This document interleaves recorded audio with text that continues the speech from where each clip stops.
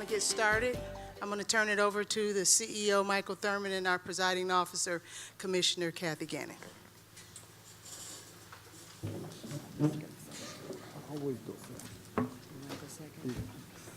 Good morning, everybody. Thank you for being here. We've got a full house. Appreciate that. We've got an agenda, and we will try and stick to it in the interest of time. We've got to accomplish certain things, one of which our legal requirement for the city-county Splost meeting. We are so glad that we are at this point on this journey. It's been a couple years' journey now, but this year it's not as rocky as it was previously, and we very much appreciate everybody rolling up their sleeves and being open-minded and working together. So we still have some work left to do, and I'm going to call on the CEO, Mr. Thurman, to open up the meeting, and then we have some official remarks after our casual remarks, I guess. And then we're going to go into the Splost meeting. All right? Welcome. Thank you all for being here. Thank you, Madam Presiding Officer, and welcome again to our municipal partners as well as the citizens of DeKalb County. We are honored and privileged to have you here at the Maloof Building, and very excited about the partnership that has and is being developed throughout DeKalb County in support of a Splost that will, I think, without any reservation, be a game changer for our county, and more importantly for the 700,000 plus citizens who live, work, and play within this jurisdiction. We are here with the leaders of our cities, their staffs, as well as the county. But what I want to do right now, with your permission, is introduce two people who had a major role. One in particular, Senator Miller, who was the lead sponsor of our Splost legislation, as well as State Representative Billy Mitchell. He, along with Mr. Howard Mosby, who's the chair of the House delegation, played a critical role in shepherding this legislation through our General Assembly. I will first ask you to enjoy a video that provides some background as to the tremendous work that took place under the Gold Dome. We are here because of their commitment and their cooperation. We spent a tremendous amount of time under the Gold Dome, which is challenging in and of itself. And I spent a whole lot of time with Senator Miller, which is more than challenging in and of itself. But we came together and we worked together, and he's a great public servant, and I consider him a good friend. And Representative Mitchell is actually my representative. I live in his district in Stone Mountain. So please enjoy the video provided by DCTV. With DeKalb CEO Michael Thurmond and other elected officials by his side, Georgia Governor Nathan Deal signs a bill into law that moves the county forward toward a shared vision, a united DeKalb. I'm going to sign Senate Bill 156. This moment represents another step forward in a journey that could bring millions of dollars in road repairs and other infrastructure improvements to all of DeKalb County, including the county's 13 cities and their diverse neighborhoods and communities. The Special Purpose Local Option Sales Tax, or SPLOST, is a 1% sales tax, excluding unprepared food and medication. In fact, DeKalb is the only county which exempts these items from the Splost. The Splost is projected to generate $500 million over 5 years. As part of a shared vision and goal to create positive results that everyone in DeKalb can enjoy, the funds would be dedicated to transportation improvements, public safety facilities, and other capital projects. I believe that we will receive the support of the voters in November. We will generate for this county, as well as our 13 municipalities located in this county, more than $500 million over the next 5 years. And approximately 85% of that money will be used to fill potholes, to resurface highways, and to address infrastructure needs that have gone unmet over the last 5 years. The bill had wide support and was sponsored on both sides of the aisle. members of our legislative delegation, Republicans and Democrats, North, South, black and white, coming together to work on behalf of the citizens of DeKalb. That's what's special. And then having the governor to sign his signature shows that we had a very, very successful legislative session. Senate Bill 156 gives us the ability to actually work on infrastructure in DeKalb County. Our citizens have been riding on some broken roads. There are some other infrastructure improvements that we need to make that this bill actually identifies. And this is going to be a big boon to DeKalb County's economy, and it's going to make it smooth sailing for everyone. It's a pretty good example of you got a white Republican from Dunwoody, a black Democrat, and working together, and I think it's probably one of the best things we've done in a long time in DeKalb. What you saw here was the conglomeration of both political parties, both sides of the county, coming together for something that's very good for the county. And I think that's a new wave of bipartisan cooperation to really do some great things. I'm just honored to be a part of it. I mean, obviously we all know that we've got some serious transportation infrastructure needs in DeKalb County, so I think this is a step toward getting us on the right track. Voters throughout the county, including unincorporated DeKalb and its municipalities, now have a chance to advance the shared vision of a better DeKalb. The new Splost would include the previously mentioned road repairs, as well as improvements to sidewalks, trails and pathways, numerous public safety facilities, and parks improvements. The Splost referendum will be on the ballot in November, and everyone can play a part in steering the ship on course for a united DeKalb with improvements for all.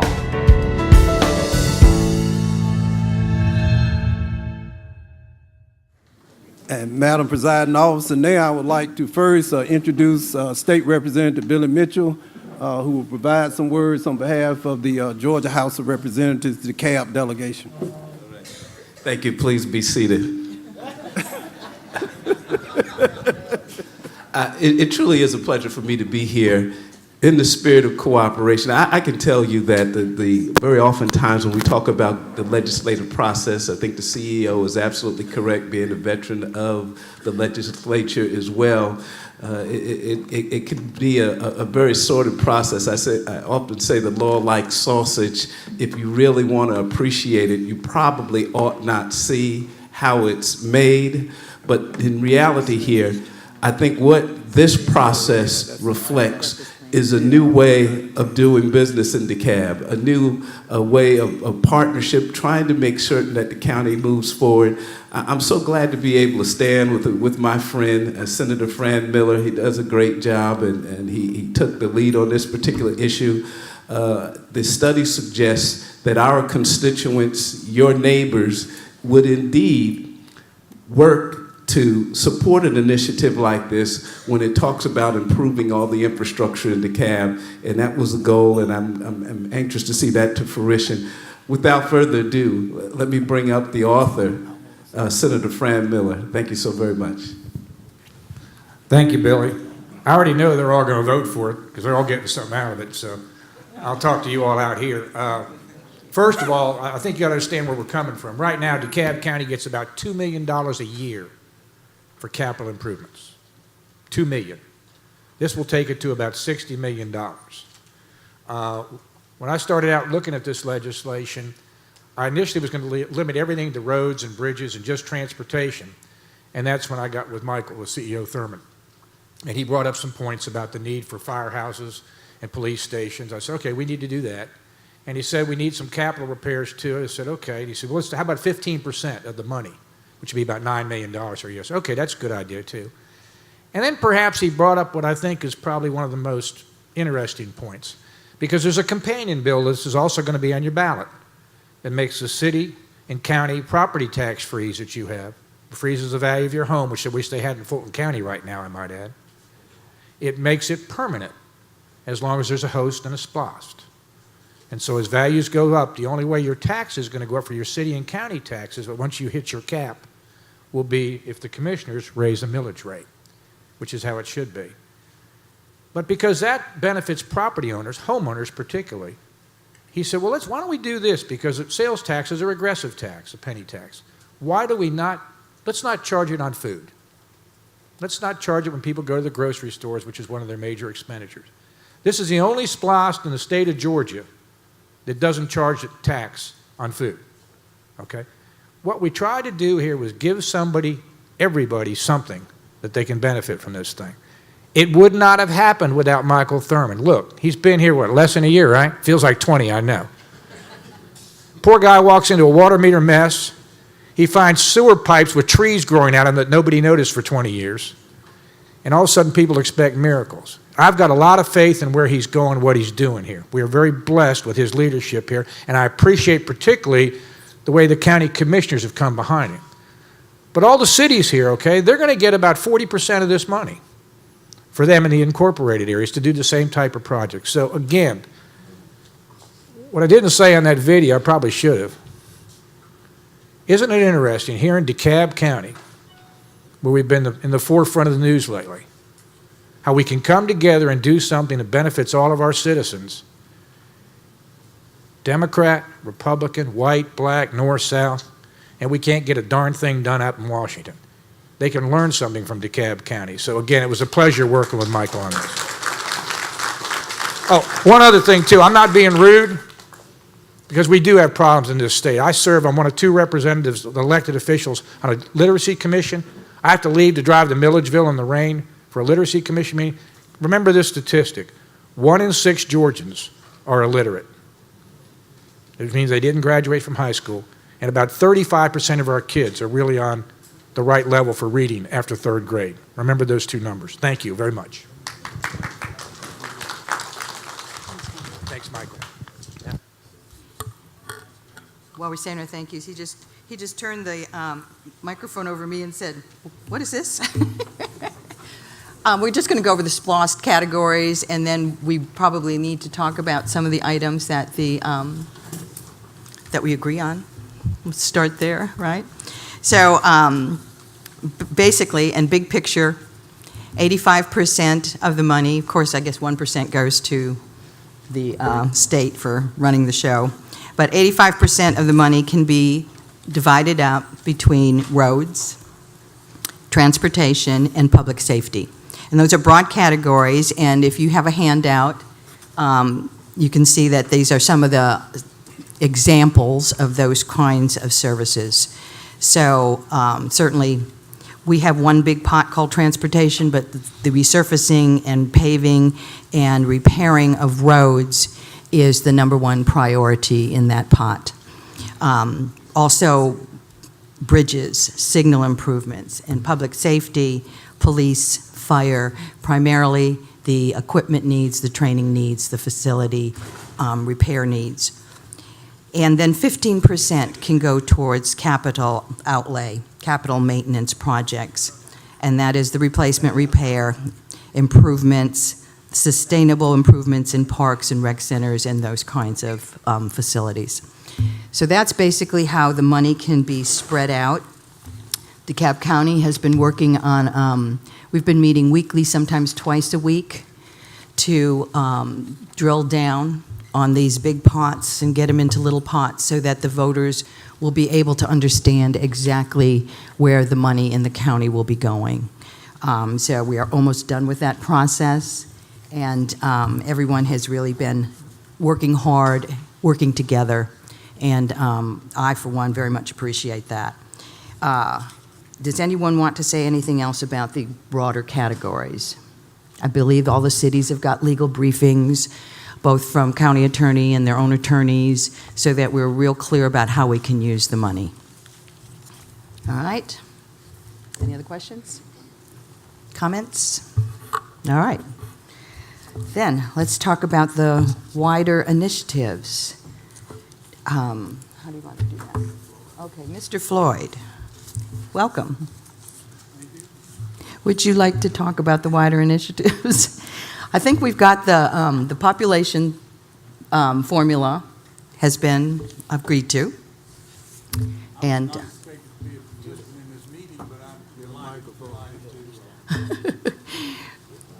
you can delighted to talk for, and I certainly don't want to. The mayors can rescind him at any time. Correct anything that I say. We have been working very hard on approval of a distribution schedule for the money, which we have tentatively all, I think, agreed on, pending several outcomes. We are in discussions about projects that may be community projects and that kind of thing. There certainly has been discussion from the CEO and the commission about fire districts, which we have had some discussions about, have not reached any kind of a consensus or decision about that. And there are a number of other issues that we feel like, planning issues that may be items of discussion for the future. It's been interesting and exciting to see the level of discussion that we've had so far. We do have a long way to go, and I think I'll speak for all the cities when I say it's our hope that we can take maximum benefit of this opportunity to make some dramatic improvements in the county. And I think one of the important things to remember is that if we raise $100 million a year, $100 million of that money gets spent in DeKalb County. $100 million of it gets spent in DeKalb County. So anyway, so we're excited about the opportunity, and I would certainly invite the mayors, if they have any comments or want to add anything or correct anything that I've said, feel now would be the appropriate time to do that.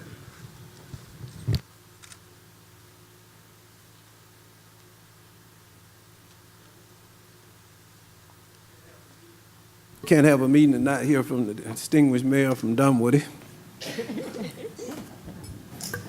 Well, I'm just happy to be here, and that I thought there were going to be about 15 of us here. It looks like there's about 1,500, so you must be a popular person down here, Mr. CEO. It's the $600 million, Mr. Mayor. That'll get folks that'll get people's attention. Okay. No, I'm glad to be here. I want to see how we go forth. I want to, of course, we're very much interested in the duration. And we're very much interested, of course, in the percentages. I think the percentages are there as long as the duration's there as far as we're concerned in our city. Thank you.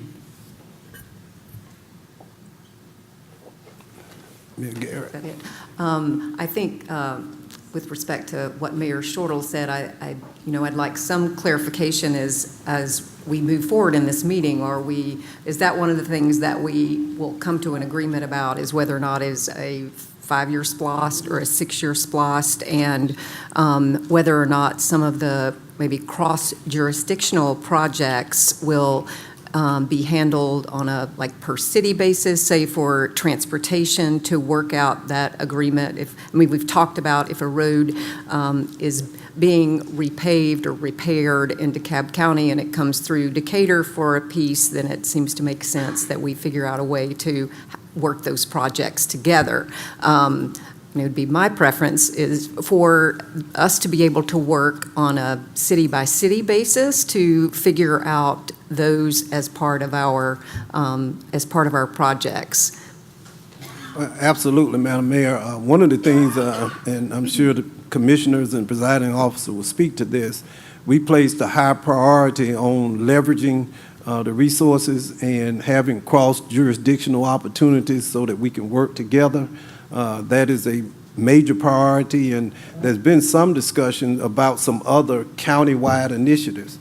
So one of the things we would prefer to do or like to do is just have to generate a list of the potential county-wide opportunities, and hopefully, if not today, to set up a smaller group of committee of mayors as well as commissioners to come together to kind of flesh out the details and then make recommendations back to the respective bodies as to how we might be able to work together, whether it's road resurfacing or fire or any of the other opportunities we may have, as well as LMIG with matching dollars, where we're talking $500 to $600 million, but if we leverage it properly with state and federal resources, actually it could have a much broader impact just by working together.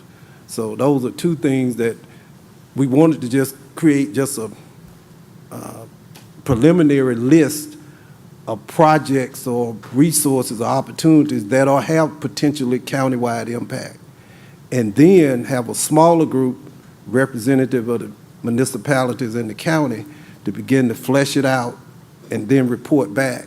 And prior to, I guess it's the 26th, Madam Presiding Officer, we'll have to have a list no later than September 26th in order for it to go forward with a referendum. So the cross-jurisdictional projects would be outlined in that list by September 26th. So the meetings, the timing would be that the county would generate the list of the initiatives, get with a smaller committee. Do you have any idea when the county's list might be completed? Within the next week to 10 days, maximum. Okay. All right. Thank you. The presiding officer and the commissioners, myself, we've been meeting, as she stated earlier, on an ongoing basis, once at a minimum, sometime twice a week. And that's been an enlightening process for me. And we're close to the point of actually detailing those lists. One of the areas that we wanted to talk about, I've had some preliminary discussion with some of the mayors and Bill and others, is the fire service, fire and rescue, as a countywide service, as a potential.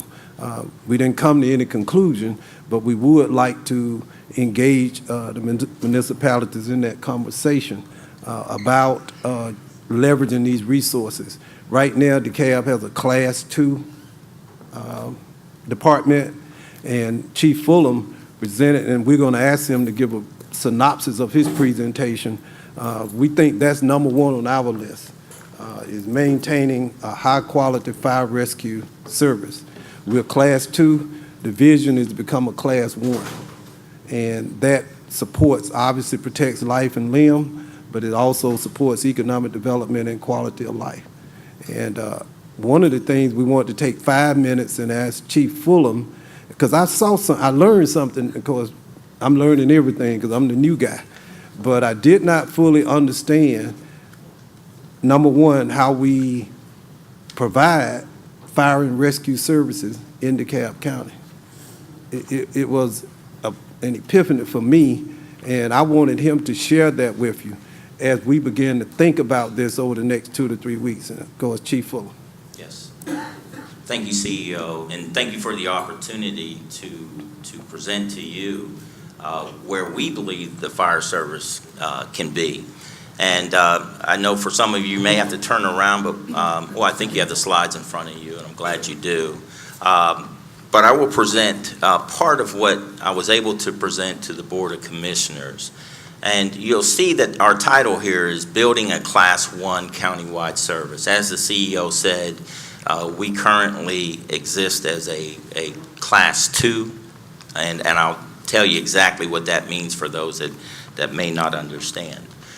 So right here we have the Splost vision, and I'm sure you all are familiar with this, but I believe what we're going to present to you for the fire service fits well into the overall vision for the Splost. Countywide improvement, enhancing quality of life, and all residents being impacted. So I'm just going to take a little time to speak to the ISO rating and what that means and what that means to the citizens of all of DeKalb. So the ISO rating that you often hear of, that's the Insurance Service Office. They collect and evaluate structure fire capabilities and assign a rating that you often hear about. The rating is from 1 to 10, 1 being the best. And once again, I spoke about our current rating. But there's 3 areas that are rated. The fire department is 50%, the water supply is 40%, and the emergency communications, the 911, represents 10%. So when it comes to the fire department, there's very specific areas that they evaluate. That's the equipment, the actual rolling stock, the trucks, the staffing, how many personnel you have that are available to respond to any fire, the training, how well your folks are trained, the geographical distribution of your fire companies, and that's where the fire stations come into play. The operational considerations, and this is just looking at the landscape, the area that you protect, what are you actually protecting? And then a new element is the community risk reduction, and I'll speak to that very quickly as well. So we were evaluated last year, and effective December 1st, 2016, our rating was reduced from a 3 to a 2. And that rating placed our department, the county, if you will, in the top 3% of all of fire protections in the nation. They rate about 50,000 fire departments across the nation. We're in the top 3% where we sit right now.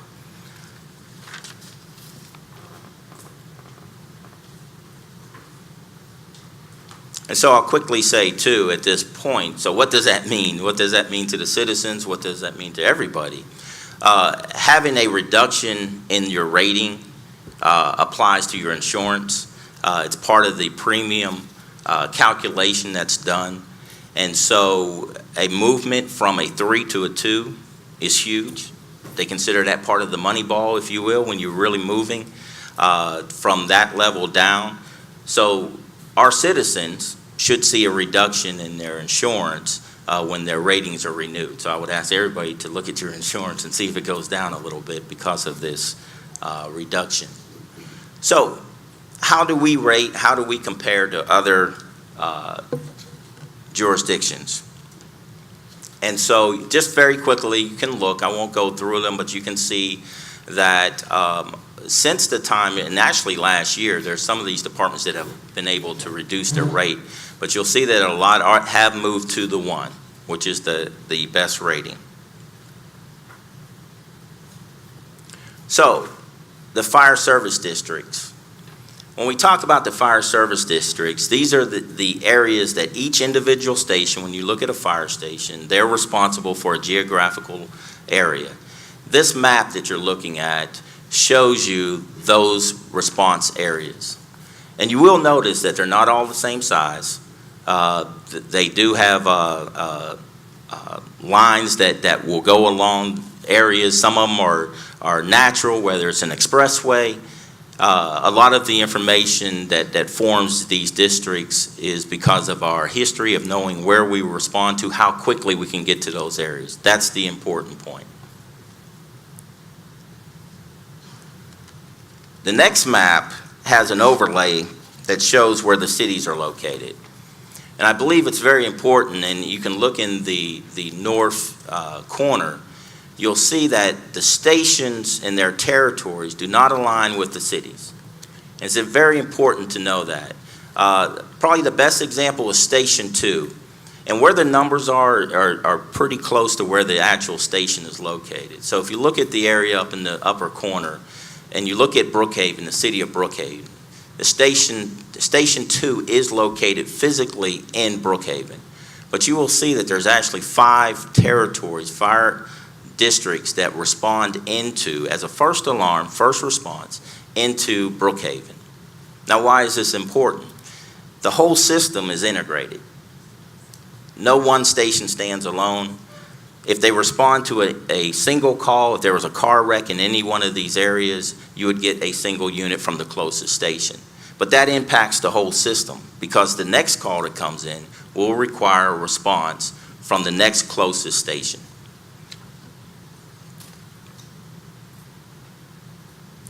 Now, when it comes to the fire response, and as I spoke about the ISO rating, the ISO rating is for fire response only. It doesn't take into consideration EMS response.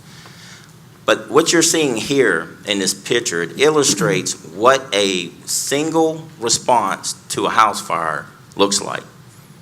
So you see the amount of equipment that's responding to a fire at a single family residence. And so these units are obviously not coming from one station. They're coming from the closest stations near that residency. This is pre-described into the CAD system so that the units are responding. There's a matrix that tells which units are closest and which ones should respond. And so you can see here that there's 21 firefighters that would be represented in this drawing, at least 21 firefighters. A key point is that the ISO rating, what they're looking and evaluating you on is that you can get at least 15 firefighters on the scene within 8 minutes. And so these units responding get us at least to that minimum. So how does that work? If you look, and hopefully for those that do not see the screen, if you'll look back at the screen, you'll see a little illustration here. But if you look and you'll see that star, there's a star in 13's territory. If that happened to be a house fire, the response to that single call, to that house fire, would come from the adjacent stations. And you can see how those areas, those territories, those districts now do not have units within the stations. So now what would happen if there's a secondary call?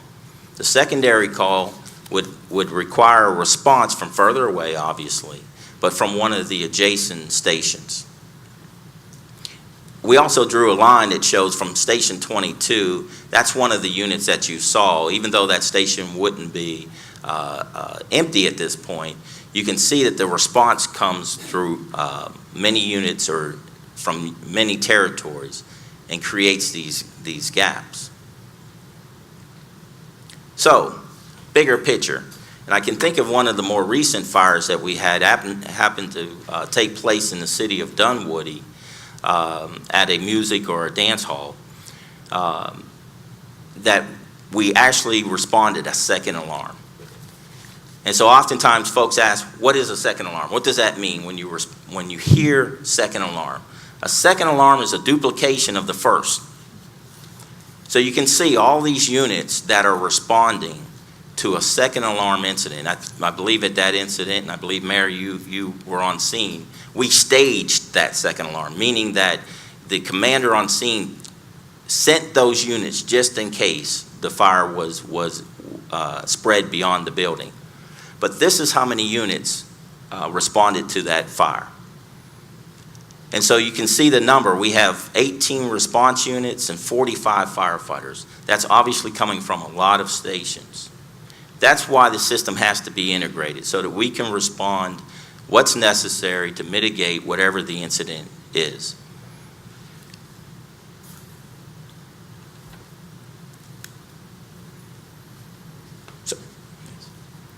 Stop. Are there any questions? Because this was so enlightening to me, because part of our philosophical understanding, at least mine and historically, the way we've discussed it in the county, I've been told, is that they are city-state fire stations, and then there are ones in unincorporated DeKalb. No such thing.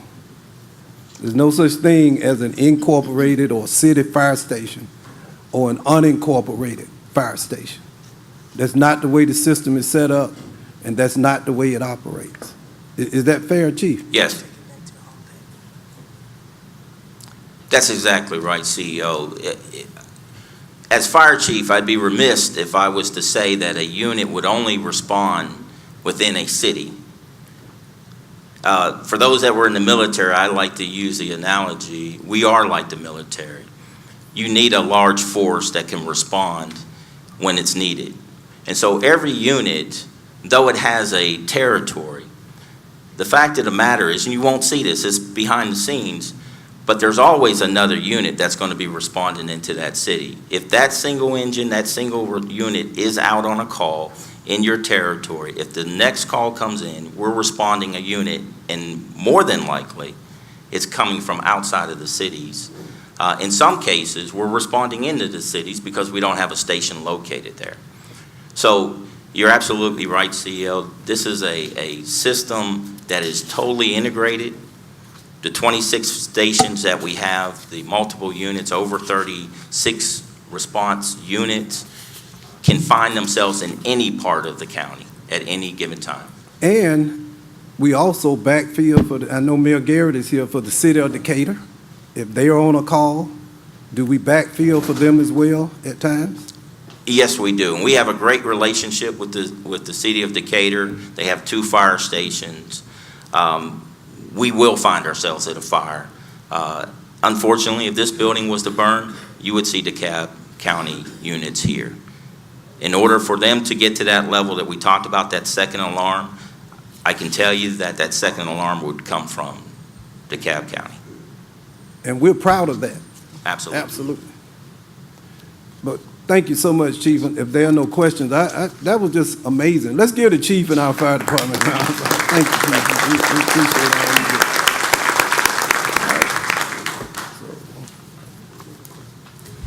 do. Thank you. I appreciate that too. I just want to add for that list that you started, which is a great idea. I think I could speak for the board in saying that we feel that the fire department, a high-quality, county-wide, system-wide improvement on a path towards Class 1 is a very high priority for the Board of Commissioners. So we definitely want to work on a way to achieve some kind of result for the fire department.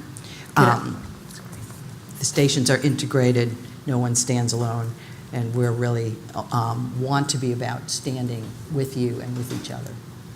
So would like to put that on the list. Okay, and you, great. Yeah, unfortunately, it would be eliminated from that process because you have one.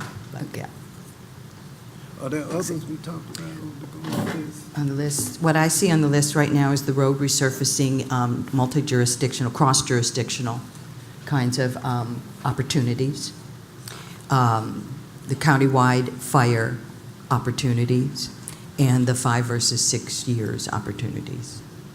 Trails as well, because that came up. Didn't it come up, Mr. Mayor? Yes, sir, Mr. CEO, it did. Yes. Okay. Yeah. Let's put that on the list. Trails. Yeah, as we expand the trail system, which is kind of am I doing something wrong here? Infancy here, you know, one of the things we're looking at, you know, with all of our neighbors and DeKalb County is that, you know, we don't want to run a trail here and a trail here. We want to make sure the trails are coming this way. You know, it's, so all of that is anything we can do, most definitely we're in. And you know, just to reiterate my first comment there, I didn't think I was going to be a speaker. I just thought I was going to be a sitter. But I think, you know, hopefully when we walk out of here today, we'll know 5 or 6 years, from our standpoint, 6 years, I hope. And the other thing is that, you know, we'll have an agreement on the population percentages. Hopefully that's 2 of the things, and then we can discuss anything else we want to discuss. But I hope those are 2 of the things that we can walk out of here. And also, you know, with the rough IGA that we were sent, that we would have any constructive comments or anything like that to work on that IGA to move for the finalize. You know, I'm looking at my clock, and I know the clock's ticking, so I know we don't have, not today, but I'm talking about the month. And I think that one of the things we got to do is move forward smartly here so that we don't miss any of our guidelines. And I don't like to wait till the last minute. So, thank you. Yes, good morning. Good morning. In terms of the proposal that was made as relates to the fire districts, can you provide a little bit of information in terms of what the county is looking at as relates to the SPOS in terms of being able to move the county from a Class 2 to a Class 1 system? Yes, we have, the chief has a more detailed proposal. What we would hope, rather than trying to flesh it all out today, because we just don't have the time, that the municipalities will appoint a smaller group of mayors to sit with the commissioners and myself to kind of flesh it out a little bit more to get the recommendations, because we just, you know, in this setting, I don't think is the most appropriate one to work through all the details that would need to be worked through. So if we could do that, I know Mayor Wheeler is not here. I think she's president. But in her stead, if you all could appoint however many mayors you think is appropriate, and then the presiding officer will do the same as it relates to county commissioners, and then allow this group to kind of flesh things out and work out some of the details necessary to move us forward in short order, because all of this has to be done no later than the 20. Yeah. It's on. That's correct. We do have some other critical path kind of items we need as far as meeting the timeline. So while the resolution does have to take place on the 26th, there will be subsequent meetings previous meetings we'll need to have so we can meet those guidelines. So we're really talking probably within the next 10 days to the point that you made earlier, Mr. CEO. So are we talking about in the next 10 days for that group to get together? Or No, I think the group would need to get together right after Labor Day, I guess it would be, yes. Okay. Monday or Tuesday or then Wednesday. We would need within 10 Right. days to 2 weeks to have that sort of finalized. So- Correct. Okay. Yes, ma'am. We need to give legal a chance to prepare all the documents they need from the county and as well as the city. So we want to give them as much time as they need to prepare IGAs and any other agreements. Okay. And I really appreciated the remarks made by the fire chief and the information. And but I will give a little bit of some credit to Decatur Fire Department that also responds and backs up for DeKalb County. And when it's a close fire, and we have that cross-jurisdictional cooperation. So thank you. And we appreciate it. And it goes to that point that no station stands alone. Correct. Thanks. So, thank you. I think that I would like to hear about the population, because I'm pretty sure that that is something that we've already agreed on in terms of the formula. When we met a long time ago, the goal was to find a formula that was current, accurate, and certifiable. And we used those 2016 certifiable numbers with the changes that you all submitted in relation to Stonecrest. And I don't know how much more information we want to share on that, or are we ready to go? Jay, do you have any comments on that for me? No, he's saying no. He doesn't have his paperwork with him. But have we had an opportunity to share that with the cities? To see if there's any issues on that? Did we get it worked out? Well, we have all seen the numbers that the county has, which I think were Some numbers of which that... came from you. Yes, which we all agreed on. There are a few cities that have put some restrictions on whether they'll agree to that or not. I think that's kind of the point we're at right now, is that I can't say to you that we'll have 100% agreement, but we're pretty close on those numbers. I think a lot will depend on the duration, what period of time we do that. I don't know. It would be my suggestion that we have to agree on a distribution of some kind. Even if we don't agree on the one that we've seen right now, I think it's imperative that an IGA reflects some sort of distribution schedule that we've all agreed on, regardless. I know the law says 2010 census numbers. If in fact that's what we want to do, if it gets back to that we can't agree on and we go back to the 2010 numbers, I still think it's imperative that we agree on a distribution schedule that goes into the IGA, regardless of that. Now, I don't think this is an insurmountable object. I think what I'd like to say is that I think we are basically in agreement on the distribution schedule.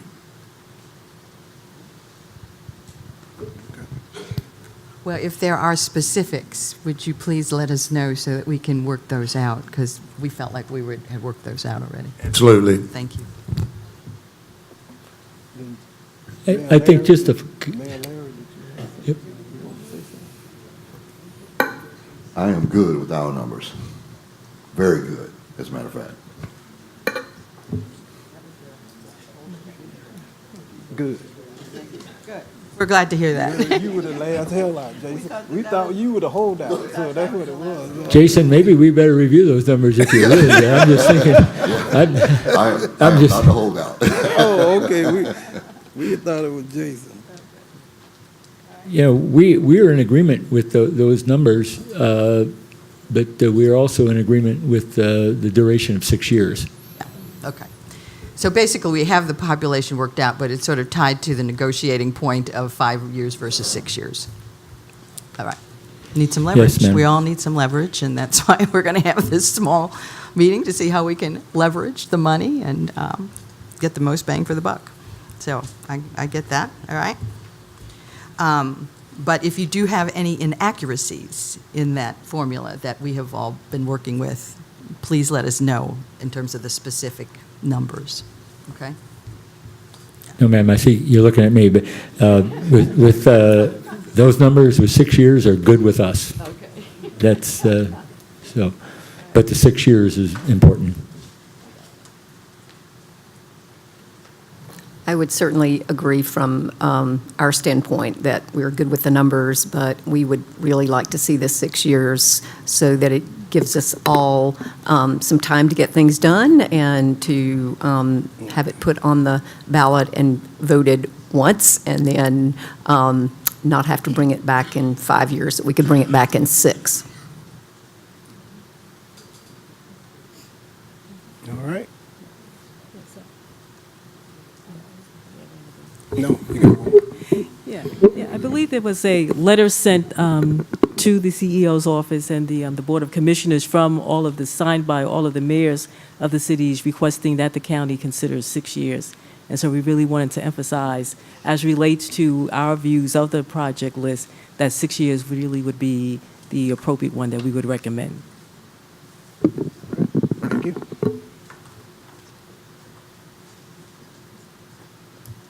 Anything else?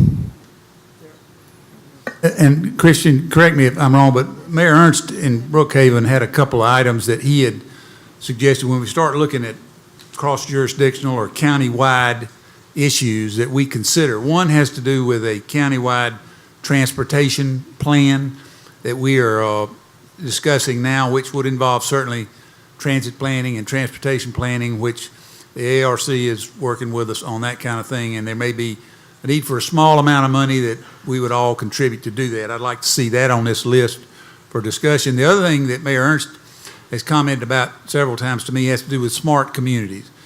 And we all know that we are going into this issue of smart communities, what it takes. Everybody's got an opinion about what that is and how we get there and what's necessary to do that.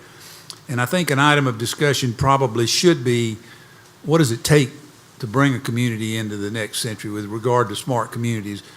And that should be done on a county-wide basis. And there's everything from, and autonomous vehicles or self-driving vehicles is just one small part of taking a community into the next, whatever, next iPhone category or whatever it is, about how to do those kind of things. It primarily relates to the collection of data about a lot of different items and how you use that data in planning and delivering. So I would like to see that issue via Mayor Ernst on that discussion level also. Mr. Floyd, if I could amplify Christian Sigmund, City Manager for Mayor Ernst, who got detained. Essentially, he's taking a strategic view on this Splost. You know, one approach is to fix what's broken, another is to look forward. So elements of looking forward are, where do we as a county, you know, includes all the communities in the county, leverage our opportunities with the ARC and the state, and to the extent that we pool our resources that create larger matching dollars to leverage ARC, GDOT, and federal dollars, we should think in a forward position on that versus just a lot of paving and fixing what we have now. And then on the same thing, preparing the community and the county for smart technologies that will be coming down the road faster than we think, and to the extent that we're paving and not putting in fiber or thinking sensors in the roadway and that kind of stuff. So at least have the discussion that what will the infrastructure look like 6 years from now. We wouldn't want to throw a bunch of blacktop down and find out we missed an opportunity to do some smart technologies on transportation with automated cars coming and that type of thing. I don't think we're talking about large investments, at least on that second point, but it's something at least to make a nod towards. Absolutely. One thing I do want to mention that you brought to my mind is coordination. We've had in the past issues with water meters being paved over, you know, laying down the blacktop and then having to come back and do infrastructure, whether it's water, sewer lines after that. So if we can work together with our municipal partners with our resurfacing projects, it will save money and create a level of efficiency and effectiveness going forward that I think taxpayers will appreciate. And just being able to work together to that extent and coordinate the work that we do. Mr. CEO, thank you. That's, you know, we've been working with the county for 3 years now on IGAs where we're doing just that. You know, where there's no use to pave a road and then come back 2 years later and tear it up and put in a water line. So I think that's a key thing that all of us can do here with the county is sit down and formulate an IGA like we have, and I think everybody, I know Shamley's doing one right now, but show your mutual cooperation. It's a saving money thing. It's a quality thing. It's the way to go in the future, so that we always know what the other person's doing. I think that's the key here. And again, I hope when we leave here today, though, I do hope that we have the percentages and the duration of the Splost agreed upon by all hands. That's what I'm really looking forward to. Thank you. That's important for Dunwoody. I understand. The strategy, Mr. Mayor, was it needs to be fleshed out. And right now, to be honest with you, we're friends. I'm not sold on the 6 years at this point in time. But all things are up for negotiation and discussion. So what do we have to do to sell you on that? Let's talk. Yeah, let's Mr. talk. CEO. Yes, sir. Madam Presiding Officer, we're at Stonecrest, we're sold on the 6 years. We highly support that end of it for the 6 year part of it. I understand. John All right. Walker with the City of Chamblee. Quick question on the procedure here. I understand on September 26th, the county will be voting on this. Is the need for the city to have the IGAs approved prior to that? Let me get our Assistant County Attorney up. Let her speak to that. Good morning, Commissioners. Vivian Ernstis, Deputy County Attorney, and the answer to that question is yes. So as we negotiate these items, I just want to make you aware that our agenda for September will be set on the 8th. Our meeting is on the 19th. If we want to add this IGA to the agenda, it would be imperative that we come to some agreement by the 8th. That's an excellent point. Is there anyone who meets before the 19th? Dorville? Stone Mountain does? Dunwoody, or What are the dates? Your last meeting before the 26th?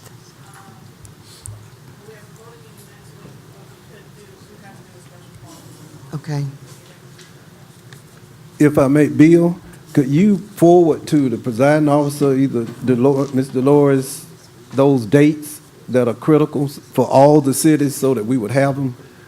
I have to do everything, but I'll continue. I'll They're move gonna- on with that. Yeah. You might want to put an administrative secretary on your agenda. And I'll make this comment about the digging up the road. It works best if you pave it and then dig it up.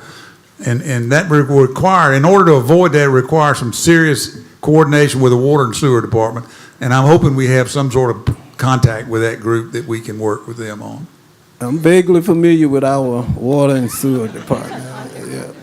And just so you know, I met yesterday with our Deputy County Attorney, and we did go through the dates. So we'll have those to share with you and make sure that we meet all the critical deadlines. The question is, when will we see, is the IGA, I know it was in the letter, but we need to see what you are suggesting we approve at the earliest possible date. I think Vivian. Each of your city attorneys has a draft IGA and a draft resolution that we have provided to the clients. What it does not contain is the population figures and the project lists and the 5 versus 6 years. And so when we have that, we will add that to the IGA. It is virtually identical except for the addition of Stonecrest to the IGA and the resolution that you all saw last year. Two things that the cities are going to need to think about are going to be, one, what you want your question to look like on the actual ballot. Each of your city attorneys drafted a question last year and provided that to us, and what your project looks like. But we will all, if it goes as we plan, we will all sign the same IGA with respect to distribution figures, and it will have a 5 or 6 year term in it. It has to be approved. Yes. I asked the attorney a question. General? Yes, sir. Whatever you...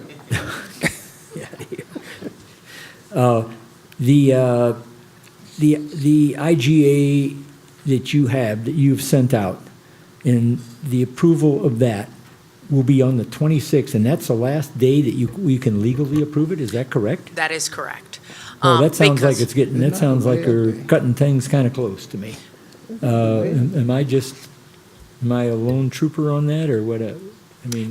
And I do have, I don't know the answer to that question, but I do have copies this morning, if you would like to take them, of what the cities approved last year, so that you would have a go-by of what you did. Obviously, the question would be different because the projects are different, but I do have a copy because all of the cities except for Dunwoody approved it last year. We have I have right now what you just asked for a ballot. I've got it right here. Okay, great. And I think we sent you some things on the IGA that we thought needed a little tweaking. All Did right. you get a copy of that, or? No, sir, I have not yet, but I certainly will talk to Mr. Riley and get it from him, or Mr. McClendon, city attorney. Okay, thank you. All right. On the timeline, the IGA, so it sounds like we're very close on population figures because they're tied to the 5 and 6, and that's a little negotiating subject that we need to take care of within the next week or so. And that leaves the project lists. We're very close on the project list. In fact, we are going to try and finalize our lists like next week so that we can vote on our list by the 12th of September. That's our goal. So that means that we will have most of our blanks ready to go on the IGA, but hopefully we will have met as a smaller group at least once or twice before then to finalize the population and the 5 versus 6 years. Commissioner.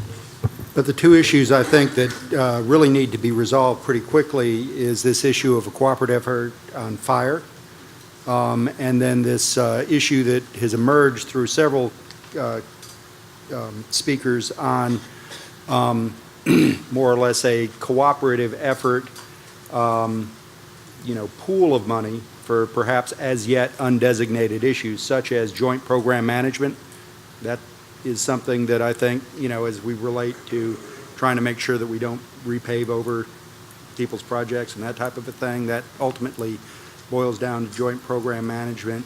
And then these collateral infrastructure improvements and studies, such as the transit study, such as the potential for putting smart technology into transportation projects. And it seems to me that we don't know what those are other than categories yet, and that if we're going to have an IGA, it might be a sort of a lump sum allocation to cooperative projects. There are a couple of issues that need to be resolved within that, which is, how much is appropriate, what categories would be appropriate, but then I think significantly decision-making on how you program those cooperative dollars. Right now, we are working off an absolute consensus basis, which, it's challenging, obviously, because everybody's got the veto right. If we are to move forward with a program like that, we may well need to have, a majority or a weighted voting or something along those lines in order to make a durable decision-making process if we do have a joint pot of money. And I think that it's just important to recognize that all of those details are going to matter to everybody over a 5 or 6 year period, and that we need to have a robust decision-making process. But we've got to make commitments now, essentially in the next week and a half, as to whether or not we're going to partner on those issues. So, it may be plug numbers, but then we'll have to have a good decision-making process.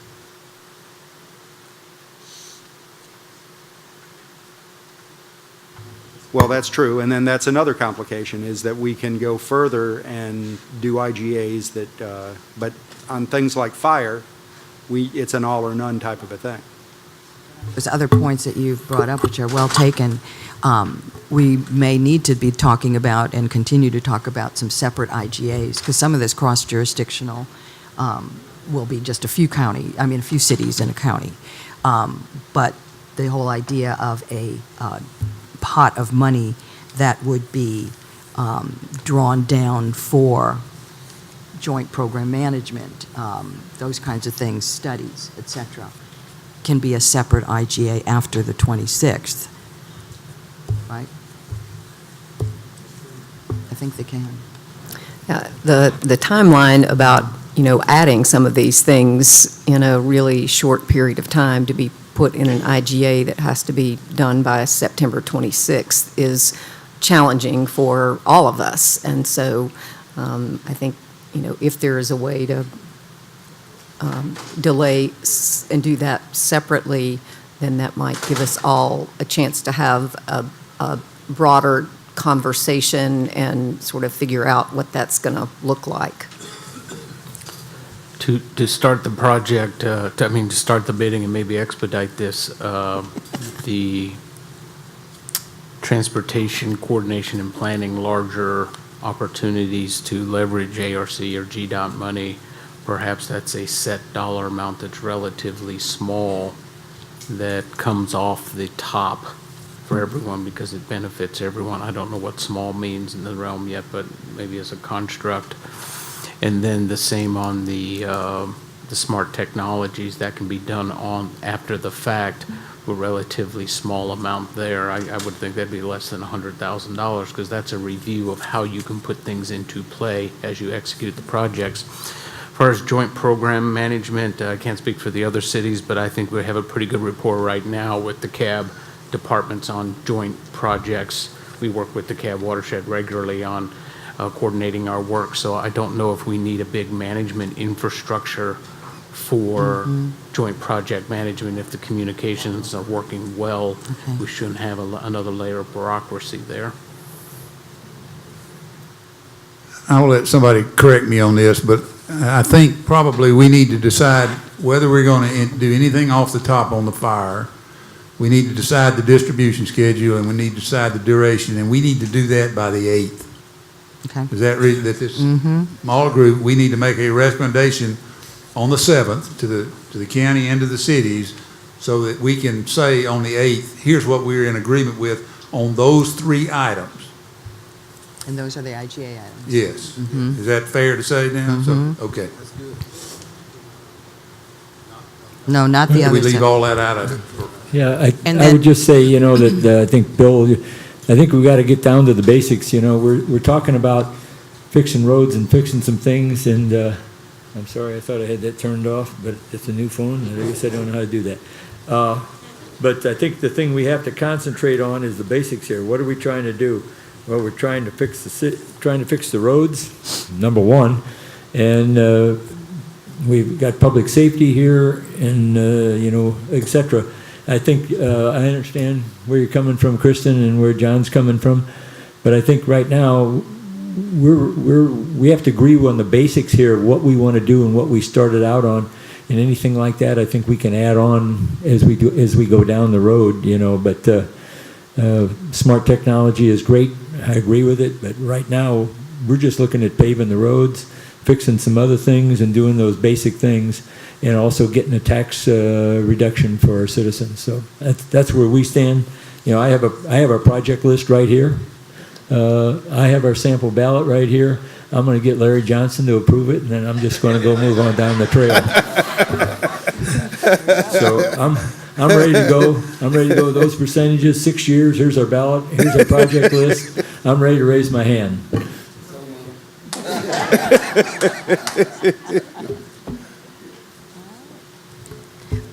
I would have to say that I concur. We've got the top 3 that we really need to decide, and the 8th sounds like a perfectly appropriate timeline given our constraints.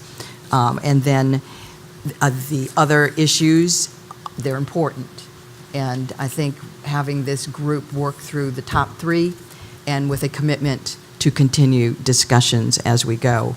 And there'll be probably that kind of structure needed as we move along through this because year 1 and year 2 and year 3 issues are going to come up, and then we have a way to keep talking about it. And Mayor Shorthold would add year 4, 5, and 6. As would I. I think we Let's got talk. that point, right? Let's talk. All right. Okay. Other questions, comments, suggestions for the good of the Splost? Just one last thing, it's been said by everybody, this meeting was originally scheduled for the 5th of September, and I like to be ahead of the power curve, not behind it. Yep. So, making decisions early is key to us. And Okay. so I sleep better at night. All right. Before we leave today, we'll get with Mr. Floyd and set up a couple tentative meeting dates. Okay? Madam Presiding Officer, I want to express my personal appreciation to the mayors and the municipal leaders here today. I want to thank you for your support. I've had the pleasure of visiting you at council meetings and at other times, and I appreciate the cooperation, the support, and this Splost presents a unique opportunity, and these remaining issues are small in comparison to the good that we're getting ready to do. And I have no doubt that we'll come together and move forward and do something great for this county. Thank you. All right. Thank you, everyone. I concur. Appreciate your time. If you talk for a few more minutes, the rain will let up a little bit for the ride home. No, and one thing, we need a family photo, so don't leave. Come, yeah. Uh-huh. We need a family photo. Family photo. There we go. Let's go inside. Let's go inside right here.